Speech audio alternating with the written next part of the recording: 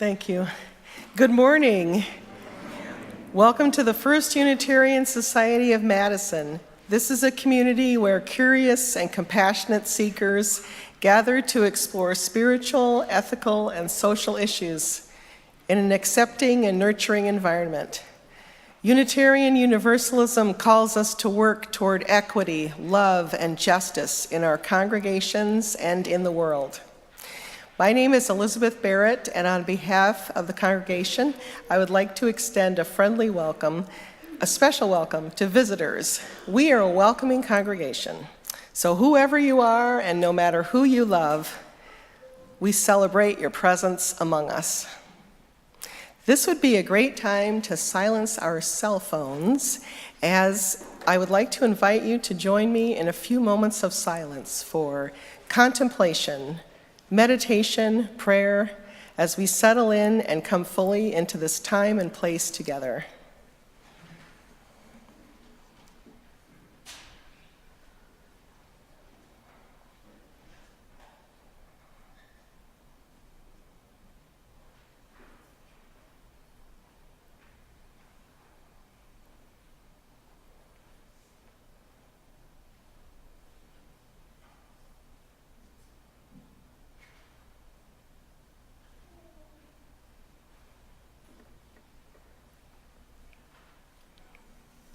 Please rise in body or spirit for our ingathering hymn.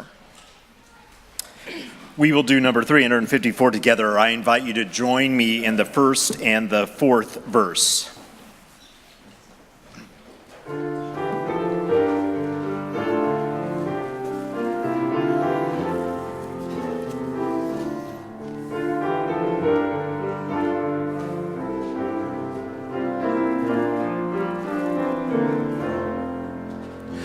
We laugh, we cry, we live, we die, we dance, we sing our song.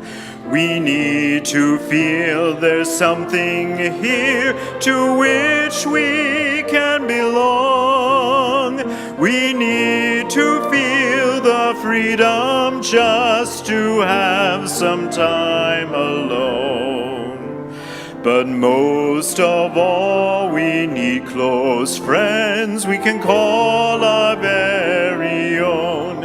And we believe in life and in the strength of love. And we have found a need to be together. We have our hearts to give, we have our thoughts to receive, and we believe that sharing is an answer. Verse 4, we seek elusive answers to the questions of this life. We seek to put an end to all the waste of human strife. We search for truth, equality, and blessed peace of mind. And then we come together here to make sense of what we find. And we believe in life and in the strength of love. And we have found our joy being together.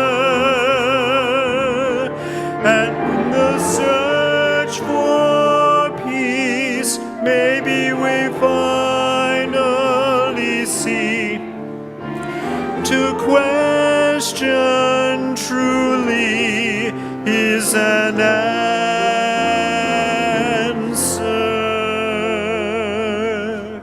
I invite you to remain standing for our opening words and then join me in a moment in our chalice sliding words.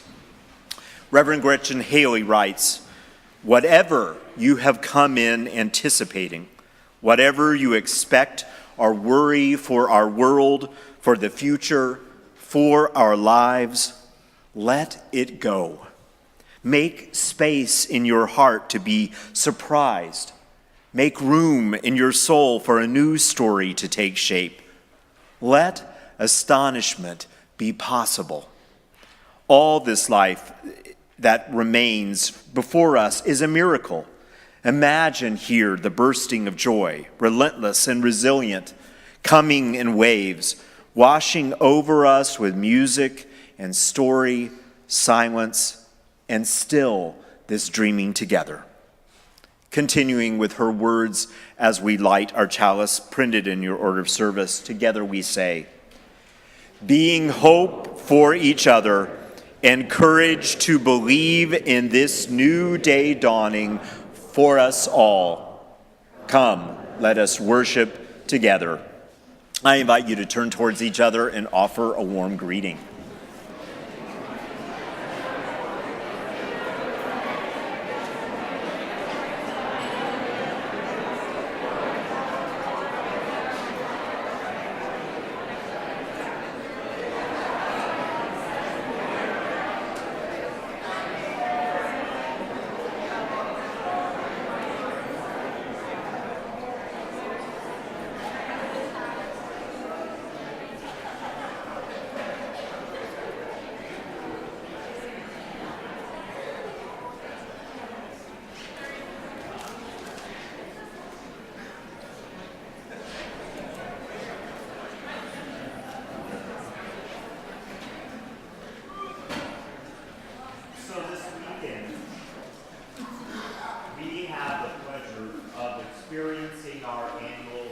banner parade.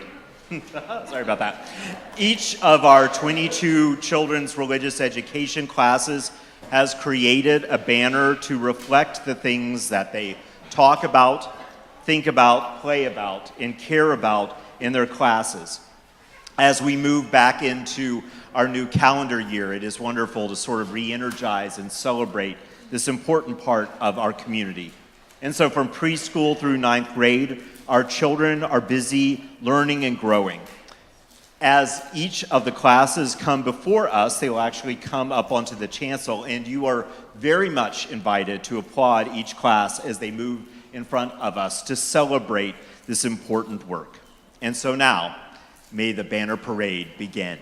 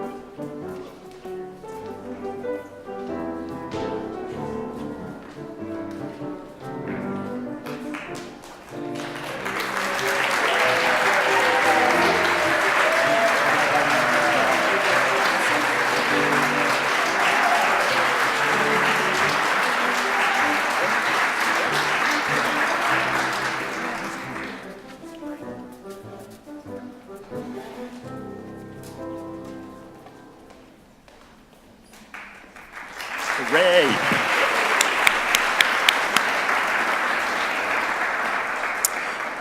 A wonderful way to celebrate an important part of our community. Be sure to take a look more closely at the banners after the second service. They will be up around in the Commons area, so be sure to take in the artwork. May we rise in all the ways that we do as we join together in number 298. Wake now my senses.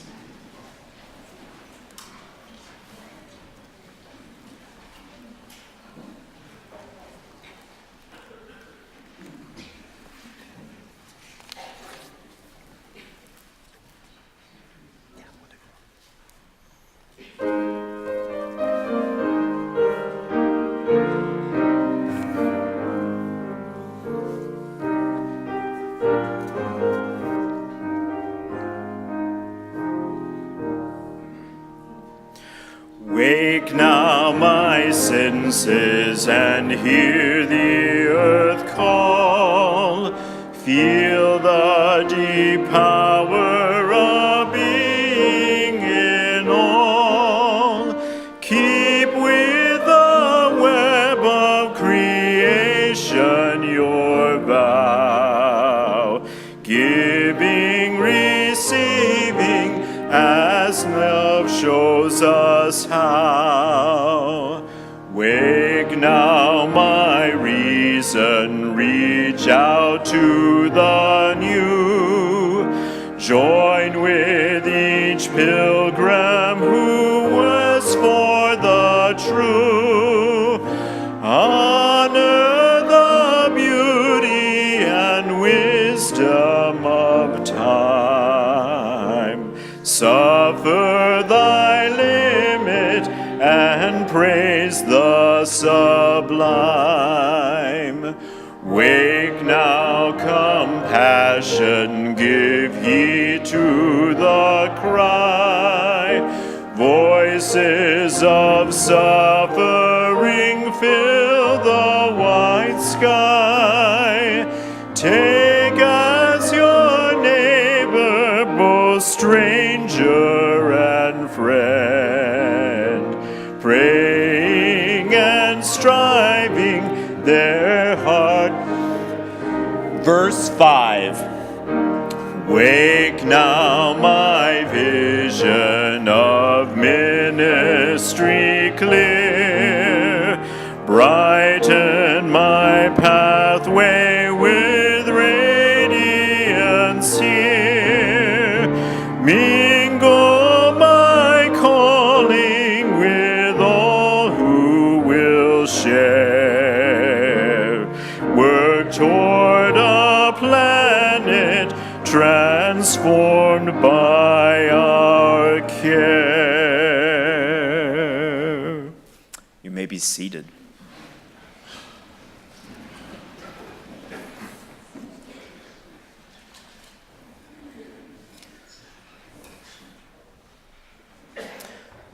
One of the wonderful things about growing up in the South had to do with the gentle enchantment of long, warm summer nights, which seem especially beautiful right now. I particularly recall sometimes when I would be visiting with distant cousins, and we would be up late into those summer nights watching it unfold in front of us from the porch. The lightning bugs dancing around us, and when the stars became fully visible in the sky, inspiring us to imagine. We would talk and dream about some of our favorite stories from the past. We would share with each other some of what was really happening that was important to us in our lives now. And as the night would move on, inevitably we would find ourselves thinking about, dreaming about the future, what we wished for our lives to be when we were older. Starlight drew us to another level, a place of wonder and possibility. I would not have put it together then, but there is significance in participating in that reverie that has enlivened and enraptured human beings for eons. Such ponderings have reminded us of our possibilities and limitations, perhaps as long as we human beings have existed. It has invigorated the imagination, for we have projected onto the stars themselves patterns and images of heroes and legends in how we imagine their relationship to each other in constellations.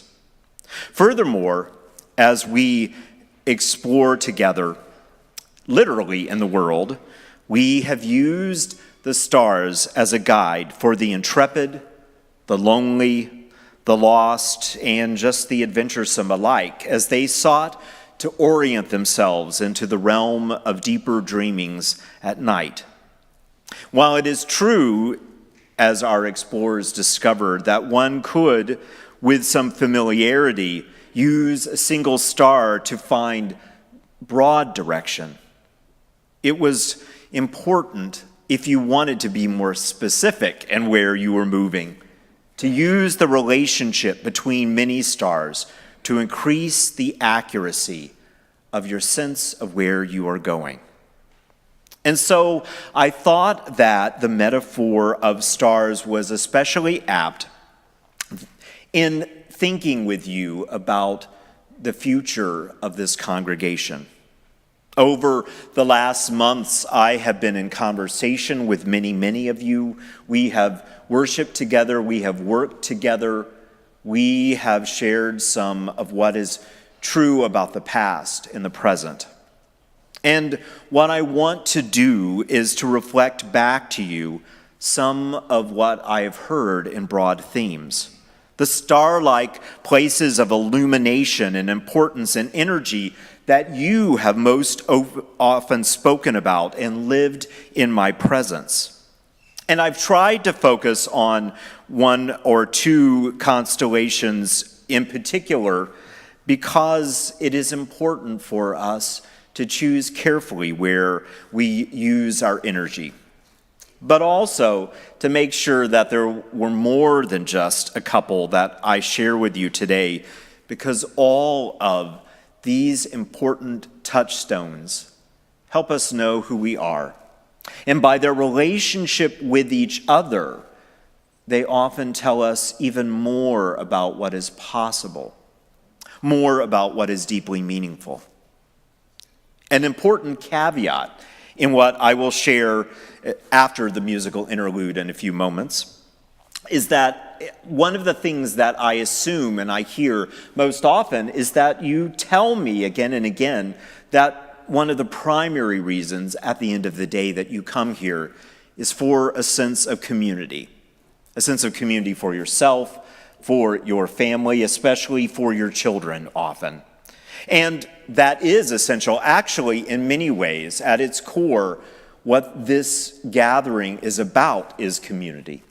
And so I will assume that the 5 stars that I share with you in a few minutes are indeed part of what contributes in the fuller sense to what it means to be a community that gathers week after week going into months.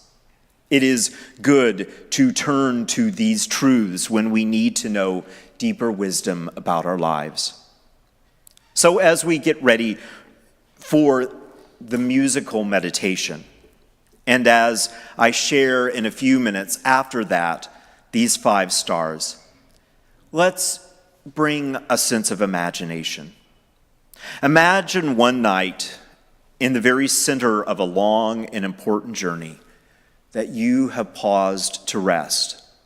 You are blanketed under a vast and awe-inspiring cover of the night sky. And having traveled for some distance, you find yourself this night in a place that you have never been. Mysterious, foreboding in some ways, but also very beautiful. For a fearful moment, you wonder, what if I am lost? What if I've strayed from the right path many miles ago? But then, as you look towards the stars, some ancient knowledge reminds you that these points of light will help you navigate forward. You are not lost. You are merely finding your way. And as you ponder that path, you hear somewhere deep within you a melody begin to rise, one that connects you with past and present, one that sings with whimsy and joy, with longing, with hope, with dreams. May we now receive the gift of music.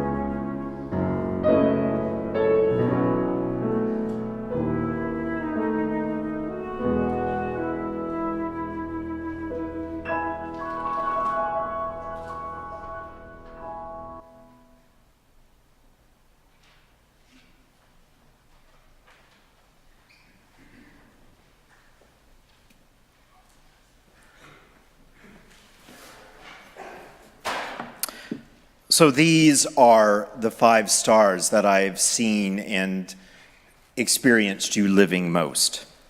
Star number 1, not too surprisingly and appropriately, is music. Over and over again, indeed, when you have talked about what is most meaningful here, so many of you have talked about the power of music. Plato wrote, "Music gives soul to the universe, wings to the mind, flight to the imagination, and life to everything." In many congregations, the music that you experience in worship is a conduit to spiritual connection. So many of you have talked about in the gift of music week after week, you begin to connect with something powerful and transcendent. And in a somewhat related way, music is often in our congregations a place where we may feel that we can move safely into the realm of deep and powerful emotion and find with the help of music that there is a disarming and open quality that we can find in encountering deeper feelings. And even through the power of music, moving sometimes into a place of healing. The important thing, I think, about all of these stars is that we push against and underneath them again and again to find the real core of what makes them deeply significant to us. What they might say to us that is even more meaningful than what we first encounter as we think about them. What vision of music within the life of this congregation will help you live most profoundly into your possibilities as Unitarian Universalists? How will music actually be so much more than a place of entertainment, as it already has deeply transcended, but actually a way of rooting yourself more significantly in your faith? Because music is a profound source of connection, We know that one of the gifts and challenges of music is that it very often comes with significant cultural overtones. And because that is true, often music is a place that reminds us within a congregation of its ability to both build bridges, but if we are not thoughtful as well, it can be a place of division, where generations, different ethnicities, different socioeconomic backgrounds, where racial difference will show in the exclusive use of one style of music in a way that feels like it leaves out the depth of others. And yet we know, because music touches on powerful emotions, sometimes sharing the space of that musical truth can be difficult for all of us. It asks each of us to think about what it means to be in community and how all of the powerful creative outlets may help us be together in a more meaningful way. Star number 2. Many of you have talked about how essential the ministries of justice and peace are to this place. Mother Teresa wrote, "Love cannot remain by itself. It has no meaning. Love has to be put into action, and that action is service. Whatever form we are, able or disabled, rich or poor, it is not how much we do, but how much love we put in the doing. A lifelong sharing of love with others." The second star that you have shared with me again and again comes up very commonly in how you experience that justice and working towards equity and peace are part of the very marrow of the bones of this place. And that deep sense of it being so much a part of who we are asks for at least a couple of careful and thoughtful considerations in the future. How is it that you will create more opportunities for more people to act on their values? Our congregations will always have people that find primary and important identity in their activism. And this is a wonderful place for them to share that passion and to inspire us. But another important ongoing ministry in the congregation is how we facilitate people of all ages and many backgrounds who in their own way care deeply about what is happening in the world, but feel disempowered and overwhelmed in finding a meaningful and personal way to engage that concern. How will we work more consistently together to open the doorway for more of us to find ways to act on our principles and to feel like that action brings a deeper wholeness to us all? Another important component of the justice and social ministries have to do with a sense of how it is shared. What is the role of your ministers and staff in the work of organizing and leading justice? And how much of it needs to be shared by the larger congregation? It does require a careful balance because often our staff are trained in ways to help volunteers do a successful job on important tasks.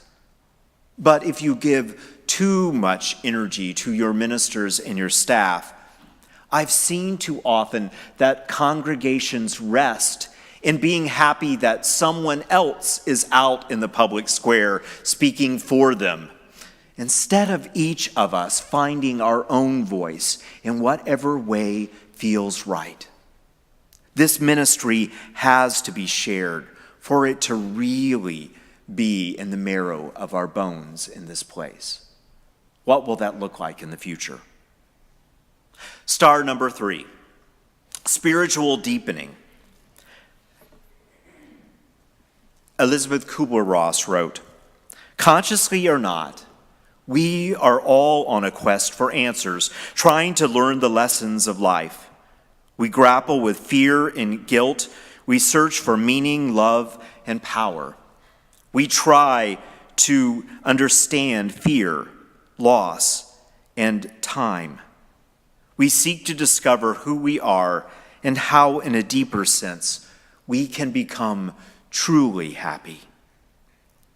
It's kind of a good thing, actually, that this star is in our list, because if you think about it, that really is another one of the essential components that we understand as the true purpose of why we gather, to deepen our spirits and our connection with each other and all that is. The reason I wanted to make sure this was on the list is I loved the variety of ways that you told me that that deepening happens for you. You told me that it is often in worship that you find that sense of the deepening and connection. Many of you talked about the Quest program. That is something that was around for many, many years and was an in-depth spiritual program, and how it changed your life forever. Many of you talked about the number of meditation groups and your experience of finding community and the power of sharing quiet and meditation. And as we celebrated this morning, so many of you talked about in religious education, whether with adults or with youth or with our children, that again and again, what happened in the classroom was more than just intellectual stimulation, but life-changing truth that made its way somewhere deep within you. One of the questions I always ask a congregation is, are the offerings that we intentionally put together, do they speak successfully to a fairly broad swath of the theological and spiritual diversity that we already have in this place, much less opening the doors for people that could come here and really find the right community for them if we allowed them to feel truly welcome with all that they are spiritually.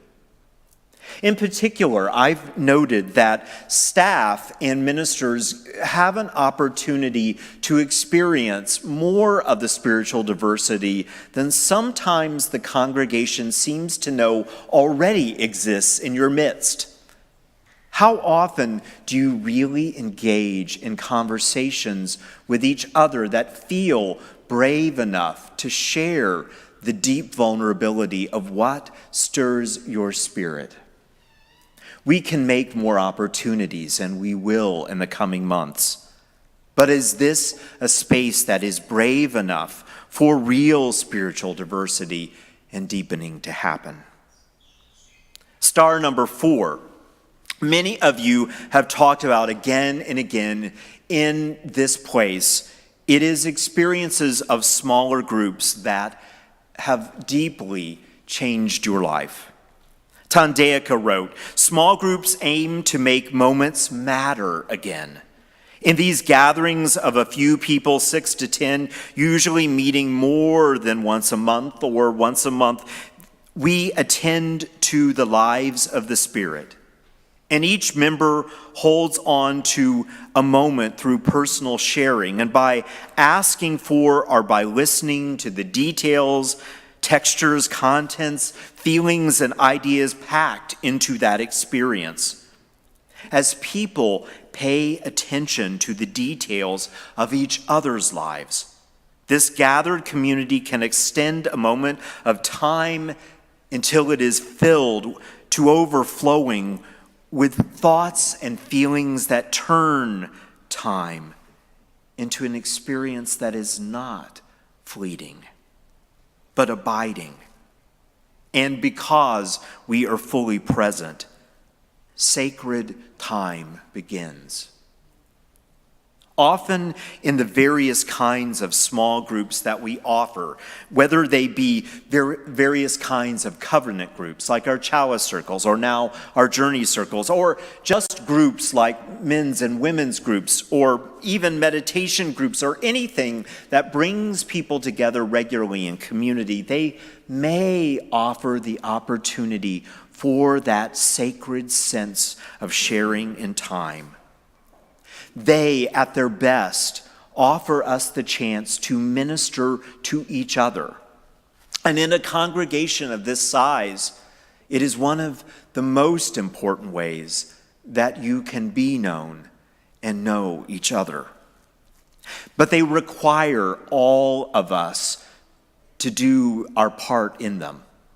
They take a great deal of energy and resource, and if you at some point don't participate in them, you really miss an essential opportunity for that powerful connection.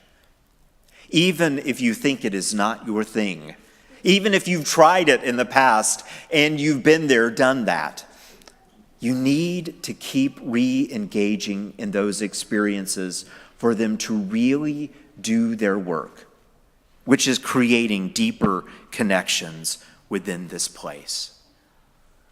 Star number 5. So many of you have talked about your experience of the deep spirit found within this physical space, the beauty and elegance of this space at First Unitarian. Ralph Waldo Emerson wrote, "Never lose an opportunity of seeing anything that is beautiful, for beauty is God's handwriting. The beauty of the stone, the beauty of the light, the beauty of an opening or is a message for you." So many of you have talked about how the first time you walked into this space, and it could be many spaces in this place, that you felt something powerful happen within you. And that on a regular basis, so many of you experience that the time and energy and art that was put into the various spaces here speak to you and remind you of important things. In the future, what I invite us to do is to be very thoughtful and intentional about both what that gift of space gives to us, but also what it asks of us. In order for us to really maintain this space, you probably don't know, but about a quarter of our budget every year, of our operating budget alone, goes into keeping this space in some sort of working order. And that doesn't even bring into the millions of dollars that we have to raise in order to really just keep this space safe and sustainable.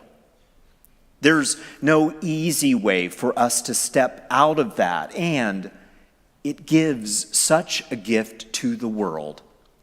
The important thing is that we understand the power of that gift and receive it with greater intention and think very carefully about what it asks of us in the future. So there are the 5 things most often that you have told me help you know what this place is about, that have helped you feel a significant and life-changing power. What do you think about the list? Does it in some way speak to you today? And if it doesn't, what would help you understand what is important here? What, in your opinion, is missing from this list that is essential to you? And whatever the star-like qualities that you choose that help you know about this place, what deeper values are conveyed in them? What is expressed and sustained by these components of your shared life? What might these inspiring and grounding principles offer to you? I will remind you about these stars in the upcoming March newsletter, and I will, in a variety of ways, help you explore these ideas and more in the future. How is it calling you forward with a sense of what is possible in this place?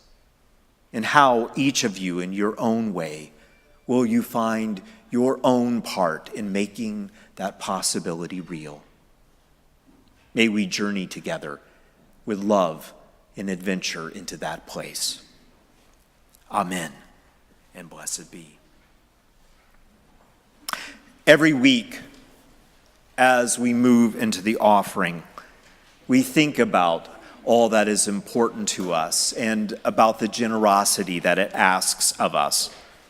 This week in particular, I invite you to be aware that half of what we bring in today goes to Centro Hispano, which works in our community to help Latinx youth and families in Dane County and beyond find empowerment, hope, and action for their lives. May a spirit of generosity inspire us as the offering is given and received.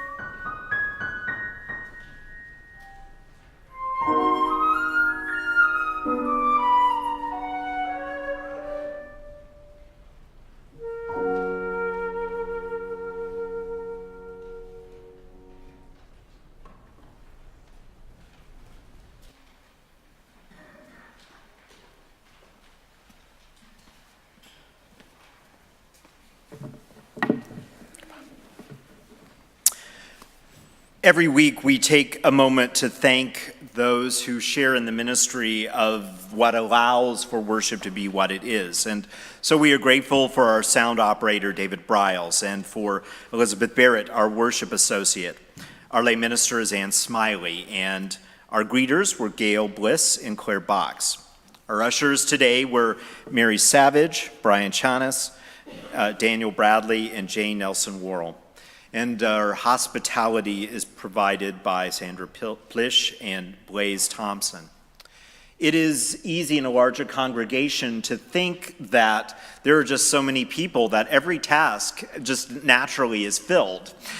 But in truth, almost every Sunday, there are significant places that are not filled in each of our services, and the tasks are satisfying and relatively easy. So very quickly, we are inviting 3 of the people that fill those tasks to tell you just a little bit about them. I hope as you listen that you will think about whether you are able to give some time to do these tasks, and if not these, some other way to contribute to this place that means so much to all of us. So being a worship associate, I like it because I like public speaking here in my religious home, sharing our Unitarian Universalist values, and being able to see our congregation. I mean, I can see all of your beautiful faces, and that is so heartwarming. So worship associates sound the gong at the beginning of the service, then do the welcome, and then a little bit later, light the chalice. And it's a good idea to get here 30 minutes before in case someone tells you that you're supposed to speak at a different time too. And you do it for both Sunday services, so you do it for both 9 and 11. Thanks. Good morning, I'm Jane Nelson Worrell. About a year ago, I checked the box on one of these forms that was in the order of service and indicated that I would commit to ushering. And just personally, I decided that I could handle that once a month because I was going to be here at service anyway. And I've really found it to be an easy way to serve the society and to really meet some new people and build community. The role of being an usher really means that, well, once I filled this form out, I was contacted by Dort Bergen, who's the volunteer coordinator. She reached out and connected me with a usher who was experienced, and we served together one Sunday. I was shown the ropes, and thereafter I just go on to the online sign-up, which is there for all volunteers. And I check the box for which of the services, which Sunday I want to be here and usher. And then I get a reminder a couple days in advance, and I show up about 20 to 30 minutes before service so that we can get organized. Usually there's 4 of us here on a Sunday service. And so we just sort of divide up the responsibilities, which include handing out the hymnals and the order of service for the day, welcoming people, helping them get into the auditorium, help newcomers find the bathrooms and coat racks if that's appropriate. And then, of course, it's pretty obvious. We collect the offertory when the time comes. And then a few of us go up and sort the donations, and then we clean up after service, just meaning we just kind of put together things, especially after the 9 o'clock service, so that it's neat and tidy for those who come for the 11 o'clock.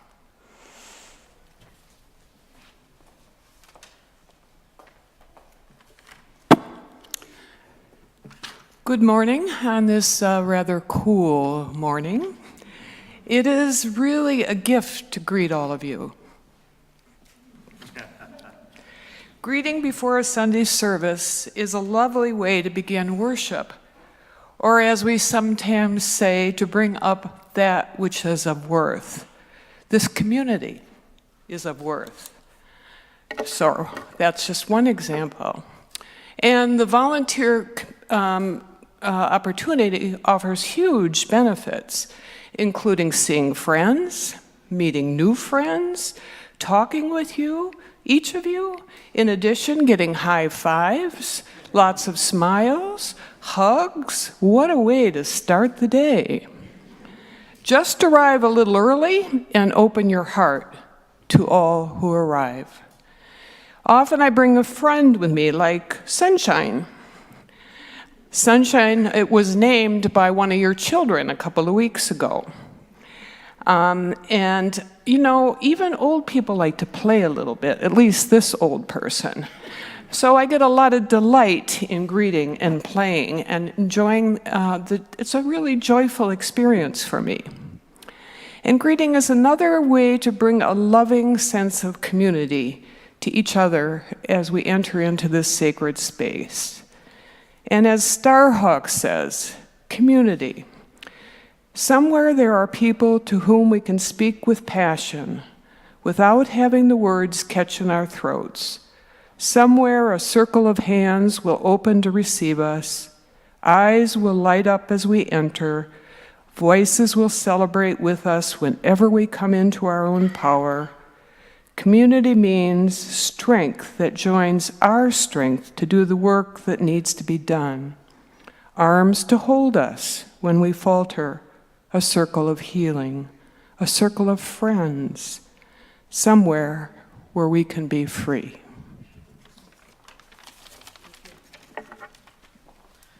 I hope that you will think about ways that you can offer the generosity of your time, including in these tasks. I also want to remind folks that tomorrow night, because of the likelihood of bad weather, that the men's group is canceled. You can always check on our website for other cancellations because of weather. We move into a time of joys and sorrows. Once a month in the service, we invite people to share the important events of their life, whether they be moments of great difficulty and struggle or moments of joy and celebration. In a spirit of acceptance and support, we share with one another these events and circumstances that affect our lives. So for the next few minutes, anyone who wishes is invited to step to the front of the auditorium, light a candle, and use the microphone provided by our lay minister, briefly sharing with us your message. You can also come forward and light a candle wordlessly and return to your seat. And if you are unable to come forward, please raise your hand, and we will bring the microphone to you and light a candle on your behalf. In particular, we acknowledge that today is International Holocaust Remembrance Day, and so we hold the deeper truths of remembering that both the stories of the past and how they live in us today. I now open the floor for the sharing of our sorrows and our joys.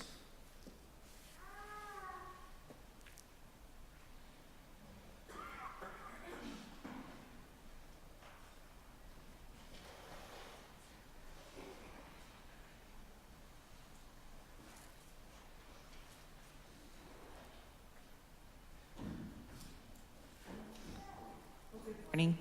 I'm Connie Beam, and in January and even in December, our family seems to celebrate the majority of the birthdays that we have.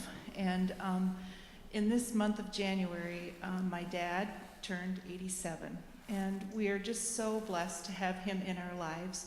And yesterday and today, both Rosalind Woodward and David Beam celebrated significant birthdays as well. And I just thought, let's light a candle for all of them. We are so grateful for them being in our lives.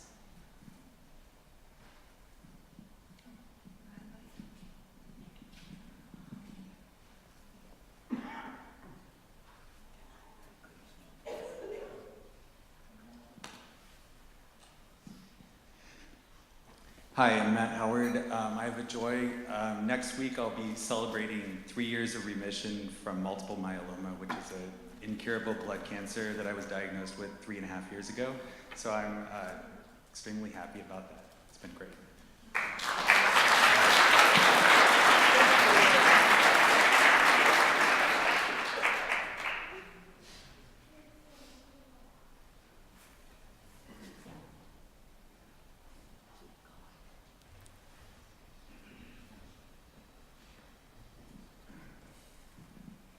Hi there, my name is Jack Plaster. Earlier this month, I got in an accident when I was going northbound on Bedford Street. Okay. Anyways, okay. So I was in an accident and I had the front left part of my Prius smashed up. Fortunately, I wasn't in any serious danger. I hit my head and was treated by medics, so I ended up being okay. Unfortunately, I lost my college graduation present that day since it couldn't move any further. But so this is both a joy and a concern. Obviously, it's a concern because I wasn't in an accident. That was pretty unfortunate. It could have been a lot worse, though. I could have gone to the hospital. But fortunately, I'm okay now. I lived to tell the tale, as you can see. So I'm really glad to be here and still be a functioning member of this congregation. And would like to warn other people, just don't get in an accident if you can prevent it, especially with the roads being what they are. Thank you.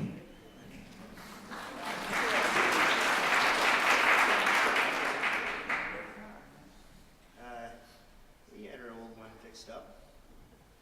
Is that right? Is that later? Okay.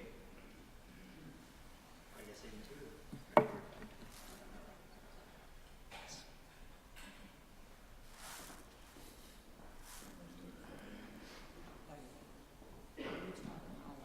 Thanks. So, you know what the weather is expected this week, and I'm just thinking about all the homeless in Madison. All the shelters are stuffed. They're in great need. It's going to be minus 50 with the wind chill. So may we open our hearts and our wallets and our sense of compassion to those who have nothing. Long underwear is really needed, along with sugar.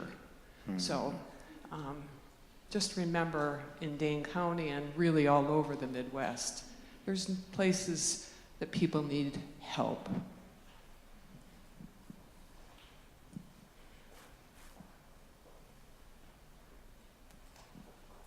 I'm Laura Tills, and I have a sorrow. We lost our two 18-year-old family cats in the last 2 months, and so we miss them, but we also have a joy. We have 2 kittens.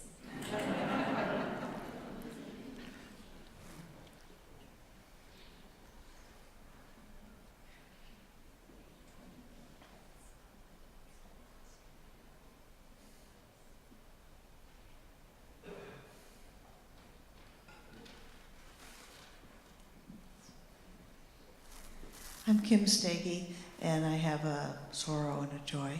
My husband's brother is struggling with cancer, and we are new grandparents for the first time.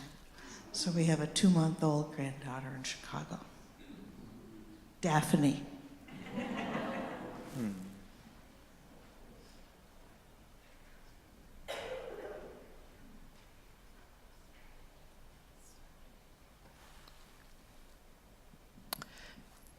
And we light one last candle for all the joys and the sorrows that remain unspoken and are too tender to share, but are still held in this space and in the fullness of our hearts. As we breathe together and as we are together, may we understand the gift of community and all that it offers. I invite us to rise in all the ways that we do and join together in hymn number 1014 in the Teal hymnal, entitled Standing on the Side of Love. Many of the people in our congregation who are differently abled have spoken to the fact that the standing on the side of love sometimes feels painful to them. We invite, if it would be something that feels comfortable to you, you can also try using the phrase answering the call of love.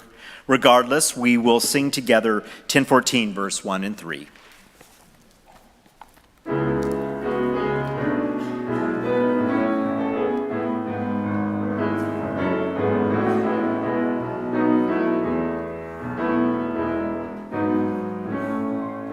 The promise of the Spirit, faith, hope, and love abide. And so every soul is blessed and made whole. The truth in our hearts is our guide. We are answering the call of love. Hands joined together as hearts beat as one. Emboldened by faith, we dare to proclaim we are answering the call of love. Verse 3. A bright new day is dawning,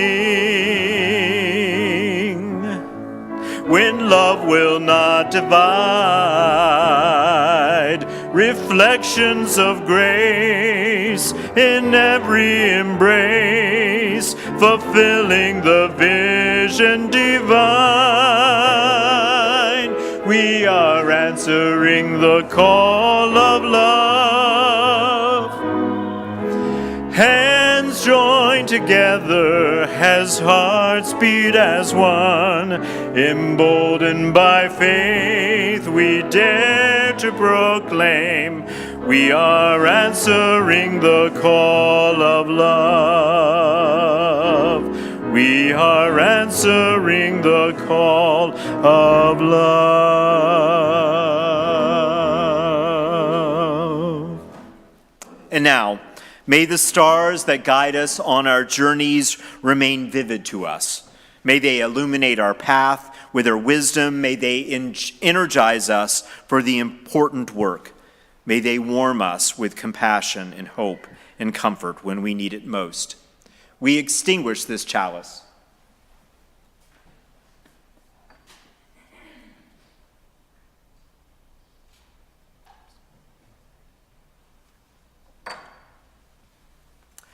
But not the light of wisdom, the warmth of community, or the fire of justice. These remain until we gather in this place again. I invite you to take your seat and to receive the gift of one other musical piece as we are together.